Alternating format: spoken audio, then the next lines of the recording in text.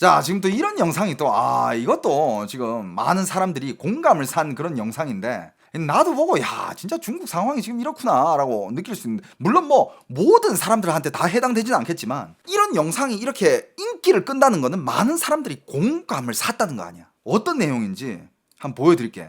我们是坚决是 no 的，就是我先跟你们说一下我的履历啊，就是我从大学的时候我就开始兼职长笛老师，然后呢，我也有去超市做过促销员、收银员，也有去过那种 4A 广告公司做过文案策划。读完研究生之后呢，我又做了这么久的自媒体博主，而且这个账号可以说基本上都是我自己一个个做起来的，就是我是这样子丰厚的履历。 오케이.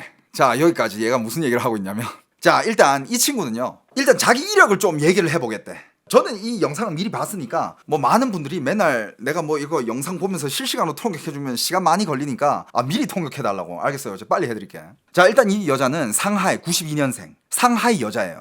그 다음에 이제 대학 졸업했어. 심지어 대학원까지 나왔어. 그리고 이력이 어떻게 되느냐, 대학 시절부터 각종 강사로도 일해봤고, 그 다음에 뭐 마트에서 물건도 팔아봤고, 광고 회사 들어가서 기획팀에서도 일해봤고, 그러니까 일단 뭐 이것저것 가만히 있지 않았다, 경력 많이 쌓았다, 이거 아니야. 그 다음에 이제 대학원 다니면서도 알바를 하면서 1인 미디어로서도 일하면서, 그러니까 인플루언서도 했다 이거지. 그러면서 이제 BJ로도 활동을 많이 했고, 틱토커 뭐 이런 걸로 이 활동을 많이 했고, 지금까지 이렇게 뭐 이제 온라인에서 영상도 많이 찍어내고, 팔로워도 뭐 괜찮게 있나 봐. 얼마 있는지 나도 잘 모르겠어요. 근데 뭐 이 영상이 일단 핫하다고 하니까 어느 정도 이제 팔로워도 있고, 그러니까 이때까지 나는 이런 길을 걸어왔다 이거야. 자, 근데 이 상황에서 好，然后之前有一段时间我就真的是去面试，一个都没有要我，一个都没有要我，而且你知道他们的原因五花八门的，你就是可以想象得到。就先说那个电话推销员，他 이 얘기가 하는 게, 자, 그러면서 이제 자기가, 그러니까 뭐 물론 아까도 얘기했지만 중국의 이 왕홍들, 뭐 인플루언서들, BJ들 이런 친구들이 다 돈을 벌지 못합니다. 한국도 마찬가지야. 한국도 뭐 이런 인플루언서들 보면 이 잘 버는 사람들이 상위 1%고, 그 다음에 그 밑으로는 못 버는 사람들은 아예 돈 구경 못하는 그런 BJ들, 인플루언서들도 많아. 모든 BJ들이 다 돈을 잘 벌고 다 그러진 않아요. 근데 이 친구도 뭐 일단 뭐 돈벌이가 어느 정도 안 좋았으니까 이력서를 놓고 면접을 보러 갔겠지, 그지? 자, 이력서를 놓고 일단 면접을 이렇게 몇 군데 보고 이력서도 많이 넣었대. 근데 결론은 이거래. 원하는 곳이 하나도 없대. 얘를 원하는 곳이 하나도 없대. 근데 여러분들, 이 친구가 원하는 일자리가 무슨 대기업에다가 막 어마어마한 뭐 연봉에다가 이런 게 아니야. 어떤 데서 까였는지, 어떤 이유로 까였는지 이걸 한번 들어봐. 자, 일단 첫 번째는 어디 电话推销员 전화기로 판매원, 전화기로 이제 전화해가지고 뭘 판매하는 곳인가 봐. 그래가지고 딱 일을 딱 뭐 어떤 이런 거를 잘 해야 된다라고 딱 보니까, 이거는 나한테 껌이라는 거야. 자기도 인터넷으로 물건을 팔아봤으니까 자기는 얼굴 까고 쇼 호스트로서 물건을 팔아봤다 이거야. 야, 전화기로 하는 거 문제 없겠는데? 야, 이 정도 말빨 뭐 이 정도 괜찮겠는데? 하고 여기는 자신만만하게 딱 지원을 했대. 근데 딱 그냥 탈락시켰대. 그래가지고 왜 내가 안 됐냐 물어보니까 그냥 경험이 없다는 거야. 네가 뭐 BJ고 나발이고 뭐 뭔 경력이 있던 간에 너 전화기로는 판매 안 해봤잖아. 너 경력 없으니까 탈락. 자, 이것도 탈락이고, 그 다음에 이런데 또 면접을 보러 갔대. 지하철 안에 있는 그 베이커리 점포야. 왜 지하철 안으로 들어가면 지하철에도 이제 점포들이 있잖아요. 지하철 안에 있는 빵가게 베이커리 점포인데 딱 갔어. 나 여기서 일하겠대. 거기 이제 면접 보는 사람이 이거 일 힘든데, 일단 월급이 4,000元이야 4,000元이면 한국 돈으로 80만 원이에요. 근데 하는 얘기가 일단 没有五险一金 우시엔 이진이 뭐냐? 그러니까 중국도 그 월급이 딱 나오면 그 빼가는 것들이 있을 거 아니야. 그러니까 이제 우시엔 이진, 중국말로 하면 5험 1금이라고 하거든. 5험은 보험이 5개야. 그러니까 양로보험, 의료보험, 실업보험, 그 다음에 뭐 생육보험, 산재보험. 그러니까 이 보험 5개랑 그 다음에 1금은 주택기금이야. 이거는 심지어 네가 직접 내야 된대. 회사에서 안 내준대. 그러니까 자기 실수령액이 80만 원이 아니야. 이 80만 원에서 이거를 네가 알아서 내야 된대. 근데 원래 이건 불법이지만 중국에서 여전히 이런 식으로 운영하는 그런 작은 점포들이 되게 많아요. 월급은 이렇게 주지만 난 너한테 이런 거 보험금은 못 내준다. 이건 네가 알아서 내라. 그럼 얘 말로는 좋아, 80만 원을 벌었지? 80만 원 벌면 저거 보험금 다 내고 나면 60만 원이 안 된대. 한 50에서 60 사이래. 자, 그럼 이렇다면 좋아, 그럼 내가 이 일 할게. 누구든지 가서 이 일, 야, 빵 파는 거 그게 뭐가 어려워. 일단 뭐 9시간 정도 서 있어야 된다. 뭐 자기가 뭐 힘든 걸 할 수 있다 이거야. 그것만 뭐 고생할 준비가 되어 있다면 누구든지 할 수 있는 거 아니야, 배우면서. 그런데 지 입장에서는 이런 거는 진짜 그 이 조건까지 오케이 하면 당연히 뽑을 줄 알았는데 안 된대. 왜 안 되는지 알아? 이유가 상하이 여자라서 안 된대. 이건 뭐 지역 비하하려고 이게 아니라 상하이 여자, 상하이 사람. 야, 너 호적이 상하이잖아. 그럼 너 상하이 여자? 부모님도 상하이 사람이고 상하이 호적이야? 야, 어릴 때부터 그럼 뭐 잘 살았겠네. 그렇게 잘 살아 잘 좋은 환경에서 자라온 상하이 아가씨가 이런 고생을 할 수 있겠어? 내가 봤을 때 너 못해. 안 돼. 너 못해. 뭔 소리냐고요? 아, 이거 못 알아듣는 분들 있구나. 자, 여러분들. 자, 이것도 내가 또 역사 강의 해야 돼? 해보겠습니다. 중국은 대표 도시 베이상 광선이 있어요. 베이징, 상하이, 광저우, 심천. 요 네 도시가 중국을 대표하는 대도시야. 그 다음에 중칭도 있고 뭐 요런 대도시. 근데 제일 대표적인 거는 상하이랑 베이징이야. 근데 만약에 당신의 호적상 네가 베이징 사람이거나 상하이 사람이라고 하면 일단 너를 약간 잘 사는 사람으로 봐. 왜? 일단 베이징, 라오 베이징, 라오 상하이. 옛날부터 베이징이랑 상하이에서 살았던 사람들은 지금 다 잘 살아. 그냥 호적이 베이징, 상하이라는 이유만으로. 그럼 뭐 어릴 때부터 거기서 뭐 부동산 한 개씩은 가지고 있었을 거 아니야. 옛날에 부모님이나 할머니 세대에서 그 나라에서 내줬던 그런 집들. 그런 집들이 지금 팔면 몇십억에서 몇백억까지 가는 것도 있어. 그러니까 이제 대대손손으로 이렇게 물려냈으면 넌 그만큼 잘 살았을 거고 돈 있는 집안에서 잘 살았을 거고 교육도 좋은 교육 받았을 거 아니야. 그런 애가 이런 고생할 만한 일을 할 수 있겠어? 그래서 안 뽑는다 이거야. 뭐 말인지 알아듣겠어요? 그냥 이런 거지. 네가 막 카이스트 나와가지고 삼성연구원으로 다니다가 갑자기 저 시골 어시장에 가가지고 굴 까겠대. 그럼 거기 어시장에서 그 사장님 아줌마가 야, 니 같은 애 우리 여기 안 받아. 이 당연한 거야. 야, 카이스트 나와가지고 막 삼성연구원으로 있다가 갑자기 통영 와가지고 굴 까겠대. 이런 느낌이야. 아, 이해됐어? 이해됐어요? 이제 완전히 이해됐어? 그런 느낌인 거예요. 중국에서는 상하이 사람, 베이징 사람 이것만 가지고 있다는 것 자체로도 일단 인생에서는 게임 스타트하는 그 출발점이 달라요. 그래서 중국 사람들은 결혼할 때 네가 어디 사람인지 겁나 많이 봐. 사람이 아무리 괜찮아. 근데 너 베이징 호구 아니네? 상하이 사람 아니네? 상하이 호구 아니네? 그러면 이런 느낌이야. 그만큼 너는 귀하게 자랐을 거고 잘 살았을 텐데 네가 여기 와서 9시간 동안 서 있으면서 빵을 어떻게 팔아? 너는 이런 거 고생하는 일 못해? 안 받아. 그래가지고 또 뭐 이렇게 또 이력서 연락 온 데가 있는데 거기는 요거트 회사래. 요거트 회사야. 근데 요거트 회사 가가지고 하는 일이 무슨 뭐 공장인 것 같아. 뭐 요거트를 뭐 이렇게 막 흔들어가지고 이거 테스트하는 일인가 봐. 아무튼 뭐 요거트를 흔드는 일이래. 근데 가지도 않았어. 연락이 왔는데 안 된대. 이유가 뭐냐? 아니, 나 월급 그렇게 높일 필요 없다. 나 합벌도 되고, 할 수 있다. 왜 안 되냐? 어려운 일이냐? 내가 못하냐? 하니까 나이가 많대. 92년생이거든요? 나이가 많아서 안 된대. 근데 여러분들 실제로 지금 중국은요. 과장 안 보태고 30 초반만 돼도 취업하기가 너무 힘들어요. 왜? 20대 대학 졸업생들 갓 졸업하고 그 사회초년생들 걔네들이 월급도 적을 거 아니야. 낮을 거 아니야. 그런 애들이 몇 천만 명이 대기 중이야. 그러면서 매년마다 1000만 명씩 나오고 있어. 근데 그런 애들도 일을 못하고 일을 안 하고 있는데 넌 지금 92년생이면 몇 살이죠? 92년생이면 33살인가? 그런데 너 나이 많아. 안 돼. 근데 여러분들 실제로 그래. 실제로 중국은요 지금 30 넘어가면 나이 많은 사람 취급하고 안 받아. 근데 막 당신이 경력이 있어. 경력직이야. 막 딱 이렇게 왔는데 그러면 비싸서 안 써. 경력 많이 쌓였네. 근데 제가 당신한테 월급을 어떻게 줘야 되지? 그럼 제가 얼마 받다 왔습니다. 저 지금 대학 졸업하네. 쟤도 쓰면 네 월급 반이면 제가 갖다 쓰는데. 이렇게 된단 말이야. 그리고 또 이 여자가 카페에 가서 취직을 하려 했대. 아무튼 이게 이 영상 안에 이 여자가 한 얘기들이 여기 다 있거든요. 이게 방금 뭐 요거트 뭐 어쩌고 저쩌고. 那不行的，简历刚刚发过去，直接跟我说不合适，不好意思。我说为什么？你都没有面试我，你就说我不合适啊？ 이거 그 요거트 회사. 니太老了. 너 너무 늙었어.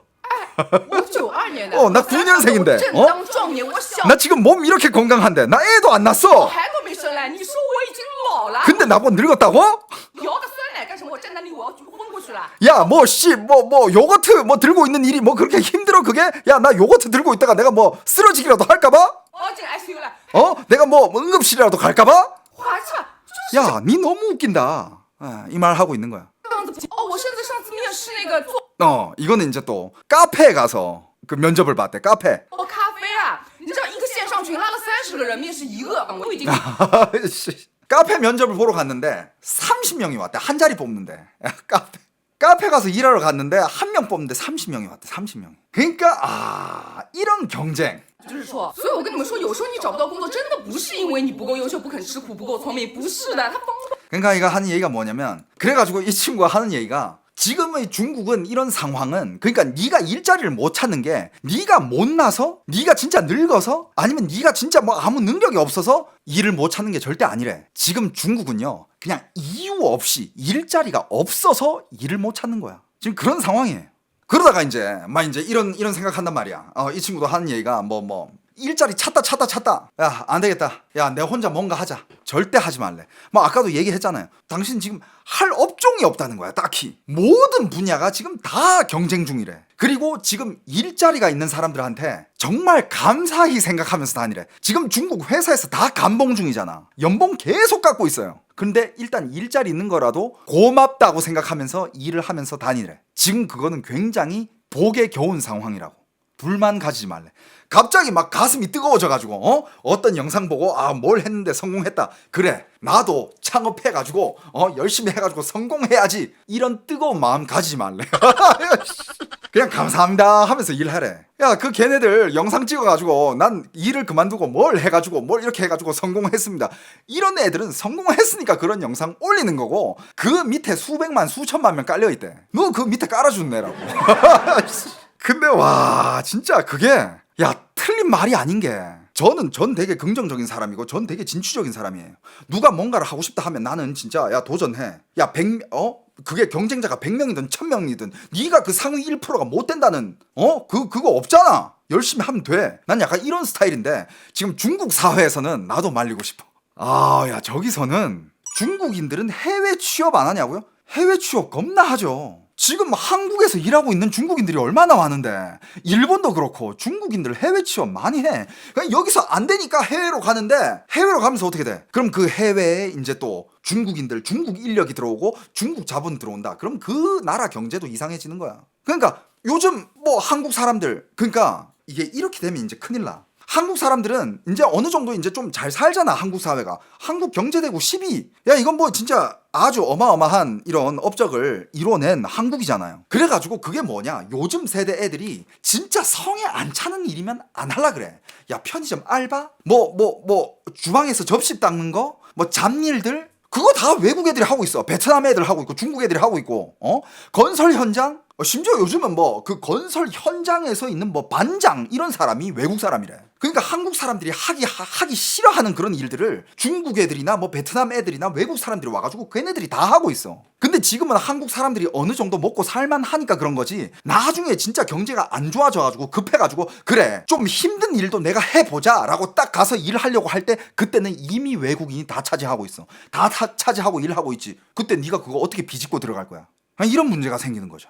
그리고 지금 중국에서는 물론 도전이 좋은 거긴 하지만 진짜 나도 지금 이런 거 보면, 지금 중국에서 젊은 청년들이 도전해가지고 꿈을 향해 달렸을 때 진짜 그 친구가 상위 1%로 비상한 그런 애가 아니라면 과연 뭘 해낼 수 있을까라는 의심이 들기도 해. 그래가지고 중국에서는 많은 사람들이 진짜 충동적으로 창업을 했다가, 그러니까 예를 들어서 중국에 그런 말이 있어. 일자리에서 갑자기 이제 출퇴근하다가 야, 난 내 거 할 거야, 내 사업 할 거야, 내 걸 만들어야지 하고 일을 확 때려쳐. 아예 그냥 뒤 생각 안 하고 일단 때려치고 내 일에 집중하자. 완전히 때려치는 거, 이걸 중국말로 루어츠라고 하거든. 루어츠. 아예 그냥 때려쳐버리는 거야. 그래가지고 뭔가를 해. 1년 하고 2년 하고. 근데 물론 잘 되면 너무 좋지. 근데 진짜 지금 중국은 100만 명 중에 잘 되는 애들이 한 명이고 안 되는 애들 밑에 깔린다 하잖아. 그럼 네가 1년 2년 해가지고 안 됐어. 근데 그때 다시 이제 취업을 하러 돌아간다? 그땐 이미 늦었어.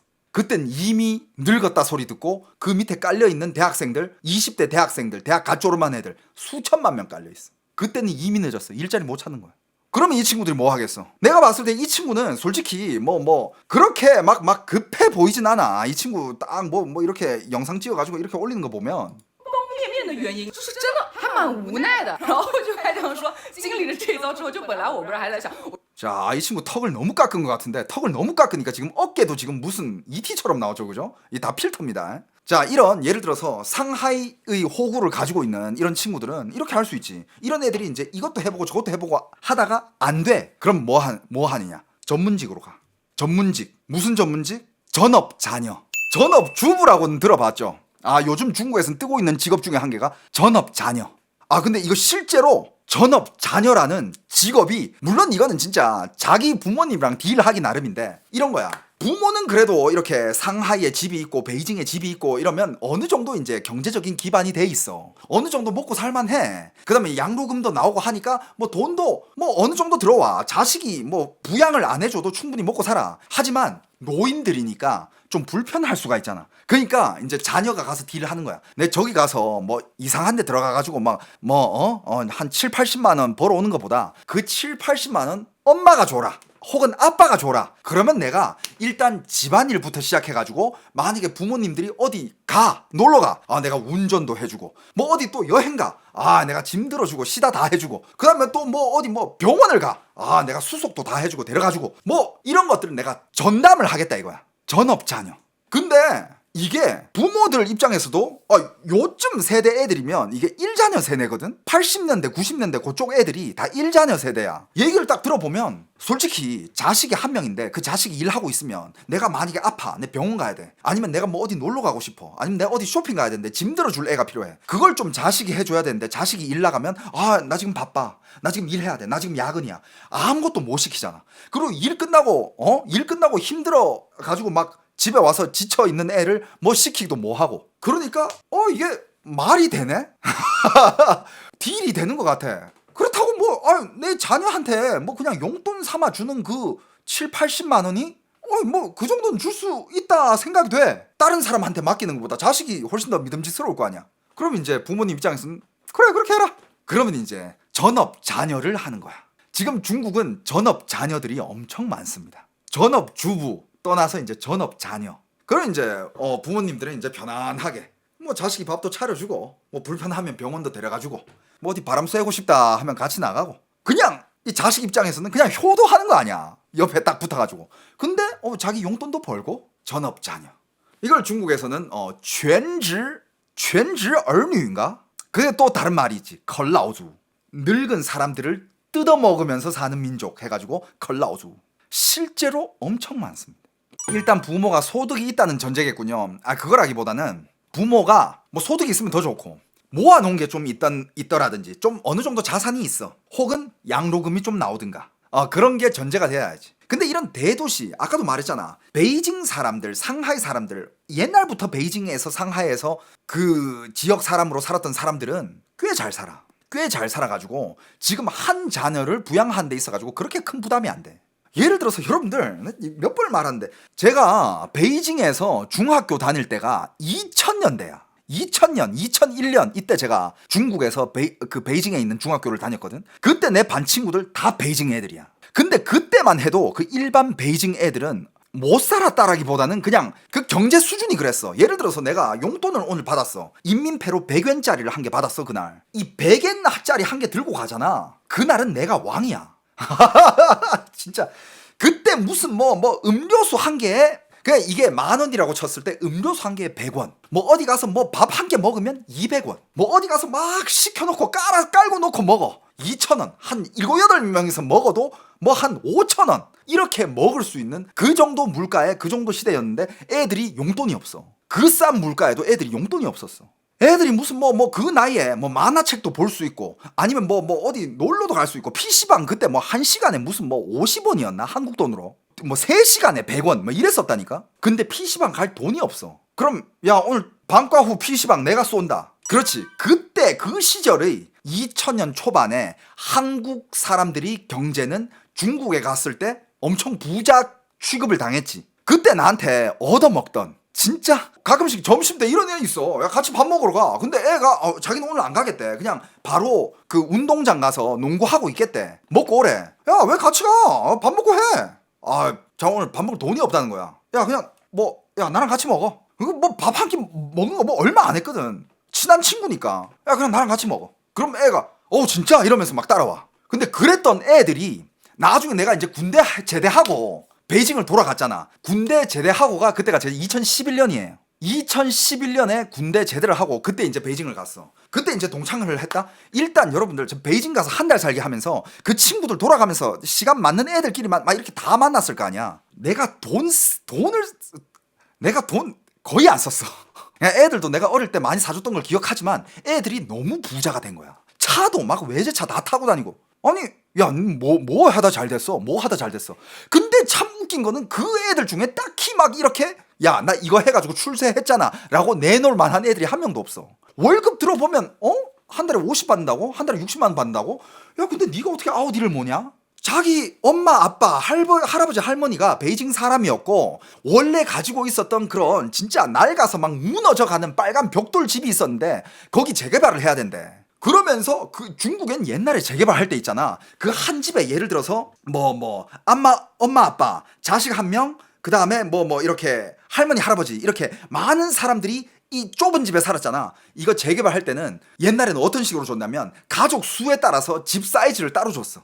그러니까 집을 이렇게 좋은 집을 준다든가 아니면 재개발비. 근데 그때 당시에 정부에서 그 집을 재개발해야 된대. 내 친구 그러니까 내 그 친구들 중에 이런 케이스가 진짜 많아. 그냥 뭐 일반 가족이야. 근데 자기 거기 집이 한 개 있었는데 정부에서 그걸 재개발해야 된대. 그래가지고 그래 그럼 정부에서 이거 돈 주겠대. 딴 데 가래. 그래가지고 그때 받은 게 그 당시 돈으로 받은 게 한 2,000원이었나? 아무튼 집 바이완이 아니라 2,000원이었어. 2,000원으로 따지면 지금으로 환율로 계산하면 20억이거든.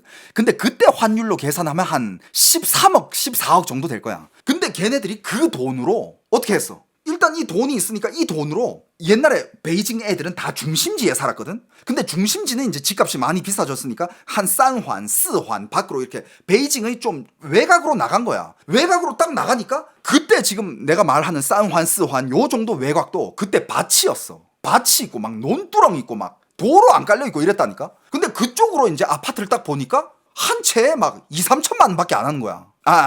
잠깐만 내가 지금 이거 계산을 내가 잘못했는데 2,000원이 아니라 그때 이바이완인가? 그러니까 걔네들이 받는 돈이 내가 지금 계산을 잘못했거든. 이바이완이면 얼마지? 그때 당시 환율로 1억 3천만 원. 맞네. 이바이완이네. 이바이완. 2,000원이 아니야. 이바이완. 그러니까 재개발을 하면서 13억을 받는 게 아니라 1억 3천 이 정도 받은 거야. 근데 1억 3천인데 외곽으로 가니까 아파트 한 채에 2, 3천만 원이야. 그거를 그냥 한 3채를 산 거야. 돈 되는 대로. 이걸 돈 된 대로 다 샀어. 한 2채, 3채, 4채까지 산 거야. 그러면서 할머니가 살고 자기들도 살고 자녀들 나중에 한 개씩 주고 한 개는 월세 내고. 그런데 지금 그 집값들은 그 외곽에 있는 2, 3천만 원, 4, 5천만 원짜리 하는 그 집들이 지금은 10억, 20억을 해. 집값이 이렇게 오르면서 너무 올랐다 싶을 때 아니면 생활비가 부족하다 싶을 때 3, 4채 샀으니까 한 채는 팔 수 있잖아. 그럼 거기 돈이 어마어마하게 나오잖아. 그 돈으로 그냥 아빠, 엄마, 자기 한 사람당 한 대씩 아우디 한 대씩 딱 뽑고 외제차 한 대씩 딱 뽑고 그러면서 이제 삶의 여유는 생기지만 그렇다고 놀고 먹을 수는 없잖아. 일하러 나가는 거야. 근데 월급은 한 달에 50만 원, 60만 원. 그냥 일은 폼으로 하는 거야. 난 사회 잉여가 아니다 이런 느낌으로. 그러니까 옛날부터 베이징 사람이었고 옛날부터 상하이 사람이었으면 이런 혜택들이 어마어마했다 이거지. 그래가지고 외지 사람들은 상하이 사람이다 베이징 사람들이다 이러면 일단 돈 많고 고생 안 해봤을 거고 되게 귀족처럼 이렇게 보는 그게 있어. 중국이 지방 사람들은. 제가 2004년도에 대학을 올라갔죠. 제가 대학 올라가면서 월세를 살던 아파트가 한 개 있어요. 아파트가 월세 정확히 23만 원이었어. 그 집주는 그 집을 팔고 싶어 했어. 얼마냐? 한 30평대 아파트였거든. 거실 한 개에 방 2개에다가 화장실 한 개, 주방 한 개. 꽤 컸어. 30평 조금 안 됐던 것 같아. 얼마에 팔자 하니까 7천만 원.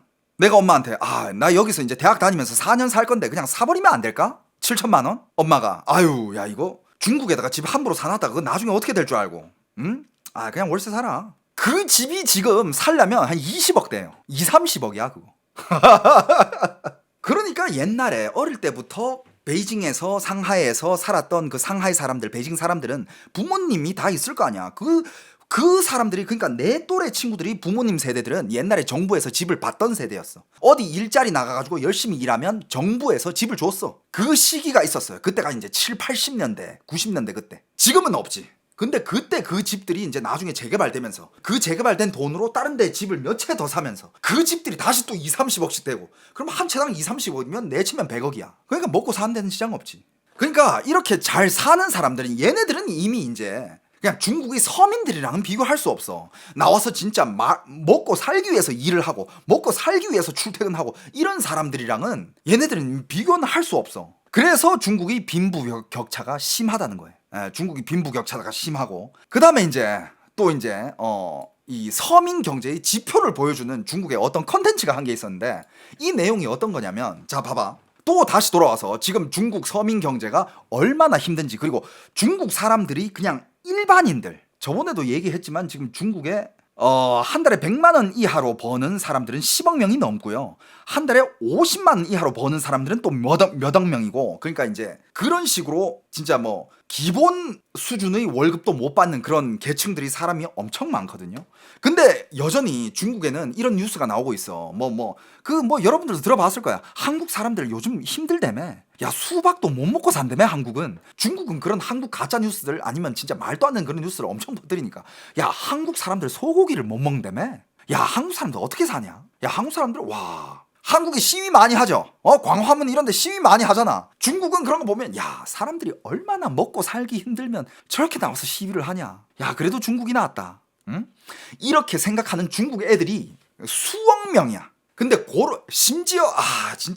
심지어 내 친구 한 명이 나랑 되게 친했던 중학교 친구인데 애가 하루는 내가 한창 방송하면서 잘 나갈 때야. 어느 날 하루 나한테 이렇게 연락이 온 거야. 연락 왔는데 야, 너 서울 사니? 이러는 거야. 나 서울 살지. 야, 한강 물이 엄청 오염이 됐대. 근데 서울 사람들 다 그 물을 마시면서 산다며. 근데 그 물 안에는 말도 안 되는 이상한 성분들이 많다며. 야, 그거 어떻게 사냐? 야, 너 만약에 힘들면 야, 중국 와라. 내가 지금 하는 사업 있는데 같이 일하면서 내가 너 한 명은 책임질 수 있다. 와라. 근데 내가 이 얘기를 들으면 일단 걔는 악의가 없어. 정말 진짜 친구로서 나한테 한 얘기야. 진짜 좋은 친구예요. 정말 내가 걱정돼서. 근데 잘못된 거는 애가 가짜 뉴스를 받아 이거지. 애는 너무 착한데 근데 그 가짜 뉴스를 보고 그걸 진짜 믿는다니까. 그래가지고 야, 너 이거 보지 마라. 이거 완전 말도 안 되는 얘기다. 가짜 뉴스다. 야, 한국이 얼마나 못 사는지 중국이 얼마나 잘 사는지 이런 거를 막 진짜 가짜 뉴스를 조작해가지고 이런 거를 보여주는 그런 매체들이 중국에 많다. 근데 이렇게 얘기해도 걔는 잘 안 믿어. 진짜 괜찮은 거냐. 야, 진짜 힘들면 말해라. 고맙지. 너무 고마운데 안타까워. 동시에 또 안타깝지. 진짜 애가 이런 뉴스만 보면서 세뇌가 돼 있으니까. 그런데 이제 인터넷이 발달이 되면서 그 다음에 인플루언서들이 많아지면서 중국도 해외 컨텐츠 찍는 인플루언서들이 많아. 어떤 인플루언서가 한국 와서 중국의 인플루언서가 한국 와가지고 컨텐츠를 만들어 왔어. 한국 사람들은 도대체 얼마나 못 살까? 그래서 애가 이게 비교 인터뷰를 했어. 그러니까 중국의 서민 하면 예를 들어서 이삿짐 센터에서 짐 나르는 사람이라 하면 어떻게 보면 중국 서민층이라고 할 수 있잖아. 이삿짐 센터에서 짐 나르는 사람. 그리고 한국에서 이삿짐 센터에서 짐 나르는 청년을 인터뷰를 일단 해. 혹시 이거 한 달에 며칠 정도 일하는지 물어봐도 됩니까? 그러니까 그 한국 사람이야. 그냥 이삿짐 센터에야. 일하다가 갑자기 중국 애들이 와서 인터뷰하는데 그냥 뭐 이렇게 대답을 해주더라고. 한 달에 그냥 20일에서 23일 정도 일합니다. 그럼 일당 월급이 얼마 정도예요? 하루 일당이 얼마 정도예요? 그냥 한 20만 원에서 30만 원 정도? 그러니까 그 애가 놀래. 30이면 중국 돈으로 1000유엔에서 1500유엔이거든? 그리고 일당이 일단 25만 원이라고 치자. 일당 그 받는 25만 원 돈을 가지고 그 인플루언서가 한국 마트를 갑니다. 한국 마트에 가서 25만 원으로 과연 어떤 물건들을 살 수 있는지 한번 보자. 이러면서 뭐 생필품 뭐 이런 것도 담고 먹는 것도 담고 뭐 수박도 담고. 여러분들 아무리 막 한국 수박이 비싸봤자 야 2만 원? 2만 5천 원? 근데 25만 원 가져가서 수박 한 개 사도 얼마나 많은 걸 살 수 있어. 야, 한 카트 가득 채우잖아. 이렇게 많이 사고도 이렇게 많이 샀는데 아직 한 만 얼마 남았대. 그러면서 이제 중국을 갑니다. 중국의 이제 이삿짐 센터 아저씨. 뭐 얼마예요 월급? 거기는 중국 이삿짐 센터는 진짜 한 달에 월급이 3-4천 유엔이야. 3-4천 유엔이면 한국 돈으로 60에서 80만 원이야. 60에서 80만 원이라 치고 그러면 70만 원이라 딱 치고 70만 원에서 한 달에 뭐 한 20 며칠 일했다 쳤을 때 하루 일당을 한 3만 원이라고 칩시다. 한 23일, 24일 정도 일하면 한 3만 원 정도. 그럼 한국 돈으로 3만 원 돈이 나오잖아. 중국에서 3만 원 가지고 마트 가잖아요. 여러분들 중국 수박 중국 수박 싼 거 같아? 요즘 중국 수박도 10,000원 해. 야 싸도 7, 8천 원이야. 그럼 3만 원 가져가지고 수박 7, 8천짜리 한 개 사. 뭘 더 살 건데? 그런 영상을 보면 이제 중국 애들이 아 한국이 생각보다 그렇게 못 살지 않는구나. 하지만 진짜 한국이 못 사는 나라로 알고 있는 그런 애들도, 그리고 중국이 세계에서 제일 잘 사는 나라로 알고 있는 애들도 엄청 많아. 여전히 중국에서 뭐 요즘 아무리 뭐 야채값이 사다 해도 이것저것 사다 보면 한국 단으로 2, 3만 원은 그냥 나오거든. 근데 솔직히 한국에서 저도 한 번씩 이렇게 마트 가요. 큰 카트 밀고 담으면 나도 한 2, 30만 원 나올 때 있어. 근데 2, 30만 원 중에 나는 진짜 고기도 사고 냉동식품, 내가 먹고 싶은 각종 야채 재료들, 그 다음에 뭐 조미료, 뭐 라면, 뭐 해산물, 뭐 냉동 새우, 뭐 냉동 만두, 뭐 우유, 계란, 그렇게 사봤자 2, 30만 원이야. 술도 한 병 사, 심지어 와인도 사고. 근데 이렇게 사오잖아. 야 그거 한 달 먹어. 나는 나랑 내 동생 뭐 먹어봤자 얼마나 많이 먹겠어. 뭐 물론 뭐 가끔씩 외식도 하고 하지만 야 한 달은 좋게 먹어. 근데 중국의 일당으로 3만 원 가지고 장을 봐. 진짜 가득 꽉꽉 눌러가지고 장을 봐. 그 3만 원으로 며칠 버틸 수 있을 것 같아? 며칠 못 버텨. 일주일 진짜 넉넉하게 잡아줘. 일주일 버틸려나? 그러니까 이런 것만 봐도 서민 경제 지금 어디가 더 좋아? 한국이 월등히 좋긴 해요. 서민 경제만 봤을 때는 한국이 진짜 월등히 좋아. 자, 그럼 여기 이제 또 여러 가지. 넌 왜 맨날 한국 찬양만 하고 뭐 이런 사람들 있어. 한국 너무 국뽕 파는 거 아니야? 야, 너무 한국 찬양하고 중국 너무 까는 거 아니야? 야, 중국은 그러면 지금 중국도 세계에서 내놓으라는 기업들 그렇게 많고 지금 시진핑이 미국이랑 진짜 맞붙어 가지고 지금 관세 전쟁 때리고 있고 중국이 진짜 그렇게 못 사는 거 맞아? 지금 뉴스만 봐서는 지금 중국이 지금 세계에 지금 미국이랑 일장 먹으려고 지금 싸우고 있는데? 자, 봐봐. 옛날에 중국 공산당들의 고위 간부들이 이런 정책을 내놨어요. 자, 공동부유를 외치는데 이 공동부유가 뭐냐? 일단 중국의 일부분인 사람들이 부자가 될 수 있는 사람들은 일단 다 부자가 돼야 된다. 그리고 부자들이 밑에 있는 사람들을 끌어주면서 다 같이 공동부유가 돼야 된다. 펼쳤던 게 이런 정책이야. 그러니까 공동부유는 공동부유인데 일단 일부분이 부유해져야 될 거 아니냐. 근데 진짜 그게 참 사악했던 게 그 부유가 된 사람들은 보면 다 간부들, 중국 공산당이랑 다 연결이 돼 있고 뭐 어디 여기 다 그런 그쪽 연결이 돼 있는 사람들만 다 부자가 됐어. 부자가 되고 지금 중국이 지금 미국이 무슨 뭐 관세 때린다 했을 때 중국도 카드 내놨잖아. 그럼 중국도 미국 상품에다가 관세 때리겠다. 10%, 15% 때리겠다. 맞붙고 있잖아. 그러면서 국방령 어쩌고 저쩌고 요번에 딥시크도 나오고 야 대만 무력 수복한다 하지 뭐. 야 누가 봐도 지금 이건 잘 사는 나라인데 어떻게 된 거야. 자 여러분들 중국은요 그것만 준비하는 거야. 서민들이 지금 어떻게 되든 뭐가 되든 봐봐. 요 몇 년 동안 일단 트럼프 1기 때 중국이랑 시진핑이랑 트럼프는 그때 이미 한판 했었어. 근데 그때 이미 한판 붙었었고 그때 트럼프 뭐지? 그러다가 트럼프가 끝나고 근데 트럼프가 또 몇 년 있다가 또 중간 선거 때 이겼잖아. 그러면서 중국은 야 이거 트럼프랑 2차 전쟁 무역 전쟁 이거 못 막겠는데 중국은요 그것만 준비하고 있는 거야. 모든 자본을 중국의 국가 산업에만 그리고 중국이 미국과의 전쟁에서 이길 곳에만 돈을 쏟아붓고 있는 거야. 집중적으로. 서민 경제 신경 안 써. 부동산 폭락하면서 사람들 집에 못 들어가서 산다 하잖아. 란웨이로 썩은 부동산들 지금 쏟아져 나오고 있잖아. 안 구해줘. 거기 쓸 돈 없어. 중국 주식 막 안 좋다 했을 때 서민 경제 거기 쓸 돈 없어. 야 국방력 키우고 칩 사나. 야 미국이 우리한테 칩 수출 안 한대. 칩 쟁겨둬. 그때부터 쟁겨뒀던 칩들로 고성능 칩으로 만들어낸 게 그게 딥시크야. 딥시크 진짜 그냥 그 싸구려 칩들로만 130에서 만들어낸 줄 알아요? 아니야. 칩을 칩 고성능 칩 수출을 반대하기 전부터 중국은 칩을 쌓아놓고 있었어. 어떻게 보면 그게 결과물이야. 중국은 그냥 미국과의 여기에서 그냥 이것만 준비했던 거야. 돈 비축하고 에너지 비축하고 여러분들 금값 오르는 거 중국 때문인 거 알죠? 이건 뭐 기사 보셨으면 아실 거야. 금 미친 듯이 비축하고 에너지 비축. 그리고 에너지는 일단 러시아가 또 뒤에서 도와주니까 에너지 비축에다가 그 다음에 칩 비축. 옛날부터 비축을 많이 해놓았기 때문에 딥시크 이런 게 나오는 거고 그 다음에 히토류. 중국은 히토류라는 카드를 가지고 있잖아. 요 카드도 한 개 확보하고 인력 자원. 중국 인력 자원 14억. 그리고 중국의 인력 자원 어마어마하죠. 그 기사 보셨을 거야. 지금 미국의 AI 쪽 산업에서 일하는 사람들 중에 AI 쪽 고급 인력들 40%에서 50%가 중국인이야. 그 중국인들, 물론 뭐 중국을 싫어하는 사람들도 있겠지만 중국에서는 걔네들을 귀국하라고 부르고 있어요. 그 정책 있잖아. 그 무슨 정책이었지? 그 연봉의 9배를 주면서 3년 동안 보장해주는 그 정책 있잖아. 중국은 그런 데는 돈 써. 왜냐하면 그런 인재가 있어야 미국이랑 싸우든가 말든가 할 거 아니야. 서민 경제 어떻게 뭐 내부 경쟁을 하든 뭘 하든 일단 상관 안 해. 일단 위에부터 살아야 돼. 그런데 돈 쓰고 인력 자원에 돈 쓰고 그러면서 국방에 중국 무기 뭐 국방도 지출 어마어마하잖아요. 거기 돈 쓰고 그러면서 민생이 어떻게 되든 상관 안 해. 그리고 중국 또 뭐에 돈 썼어? 전국을 고속철망으로 다 깔아버렸잖아. 중국은 일단 물류가 빨리빨리 지원이 돼야 되니까 그 생산 라인 공급 라인 그 구축하기 위해 가지고 그 전국에 고속철로 다 깔아버리고 그런 데는 돈 써. 일단 국민들이 좀 희생해라. 일단 희생해.